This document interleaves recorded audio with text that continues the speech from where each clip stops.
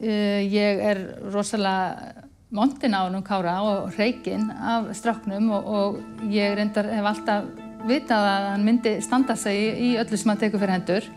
Að horfa á barnið sitt lappinn á Ólympíuleikvang ótrúleg tilfinning. Við sátum hérna heima við sjónvarpið, við grétum örugglega bæði. Þetta eru 3 systkin hennar og ég. Og það var einn að klippa, einn var að strauja og einn að sauma. Klukkan 5 morguninn kláruðum við veifuna. Og þjálfarinn kallar inn á völlinn og biður skiptingu og strákurinn bara þverneitar. Og það var ekkert annað hægt í stöðunni en að ég rík inn á völlinn, gríp pilt, lyft honum upp spriklandi og labba með hann út af völlinu. Til að ná árangri gott að eiga góða fjölskyldu.